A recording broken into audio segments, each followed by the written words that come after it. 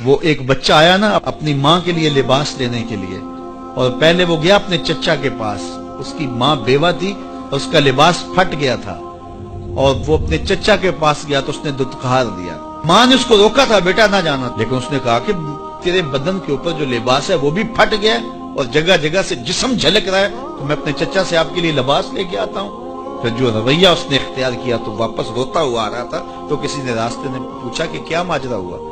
اس نے کہا چچا کے پاس گیا تھا ماں کے لیے لباس لینے، اس نے تو لا کے بھیج دیا۔ اللہ اکبر۔ تو اس نے کہا کہ جہاں سین حرم میں محمد نام کا ایک شخص بیٹھا ہوا ہے، اگر تو اپنا دکھڑا اس کے سامنے پیش کرے تو وہ امید ہے تمہیں رد نہیں کریں گے، لیکن سن لے ان کا دین کوئی اور ہے۔ اللہ اکبر۔ اپنے ماں کے پاس آیا تو ماں کو کہا کہ چچا نے رلا کے بھیج دیا، لیکن آپ کی حالت مجھ سے دیکھی نہیں جا رہی۔ بچہ ابھی شعور کی منزلوں میں قدم رکھ رہا تھا، پہلے بہت چھوٹا تھا، اب اس کے اندر ایک جذبات تھے بچے کے اندر۔ تو ماں نے کہا کہ بیٹا نہیں، ان کے پاس نہیں جانا، سنا ہے کہ جو ان سے ملے دین دھرم چھین لیتے ہیں اس کا۔ اللہ اکبر۔ تو حضور علیہ الصلوۃ والسلام کے پاس جانے سے ماں روکنے لگی، لیکن بچے نے کہا کہ امی میں پکا رہوں گا، بتوں کا وفادار رہوں گا، تم اس ٹینشن کو، اس پریشانی کو چھوڑ دو۔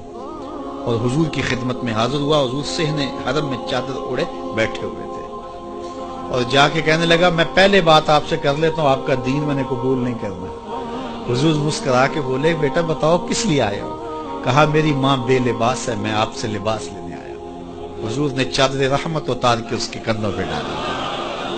اللہ اکبر۔ وہ واپس آ گیا اور ماں پر حضور کی چادر اڑائی۔ اللہ اکبر۔ اور ماں نے کہا کہ بیٹے اس نے اپنا دین تو نہیں تجھے دیا؟ کہا نہ، میں نے پہلے کہہ دیا تھا تیرے دین نہیں مانوں گا۔ ماں کہنے لگی پتر اس کا دین ماننا چاہیے، یہ جس نے رحمت کی چادر ہمارے سر پہ ڈال دی۔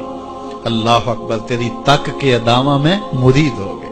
اس بوڑھی عورت کا قصہ بھی آپ نہیں بھول سکتے، جو گھر کا سامان باندھ کے اپنے دروازے پہ بیٹھی ہوئی تھی، اور اس نے سنا تھا مکے میں ایک جادوگر آیا ہے جسے ملتا ہے اس کا دین چھین لیتا ہے، کہیں ایسا نہ ہو کہ کہیں اس سے ملاقات ہو جائے اور وہ دین ہی میرا چھین لے، مجھے شہر چھوڑ دینا چاہیے۔ گھر کے تھڑے کے اوپر سامان باندھ کے بیٹھی ہے، حضور بھی گزرے، اس نے دیکھا تو کہا بھتیجے یہ سامان میرے سر پہ رکھ دے۔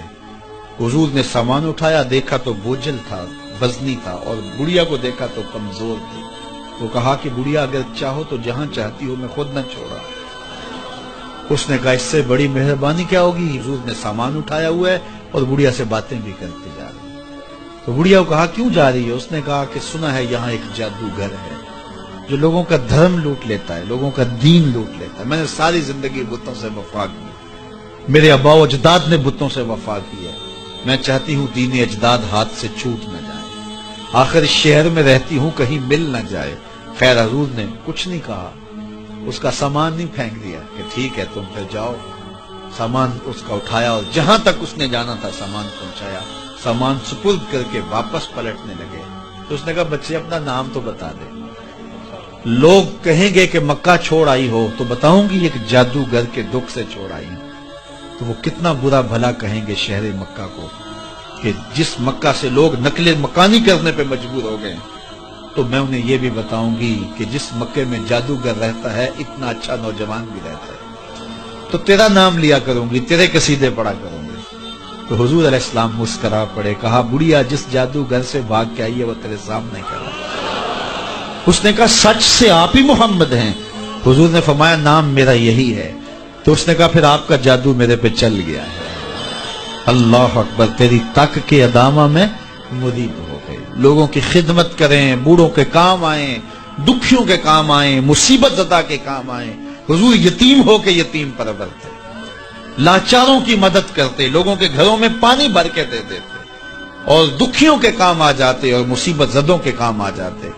تو حضور سے پیار کرنے والوں، امت میں آپس میں حسد نہ پھیلاؤ، بغض نہ کرو، نفرتوں کے پہاڑ کھڑے نہ کرو، ایک دوسرے سے پیار کرو، جڑو، امت وحدہ بنے، اور اپنے ماحول کو، اپنی معاشرت کو ایک خوبصورت معاشرت کا رنگ دو، اور اپنی زندگی کو حضور کے نام کر دو۔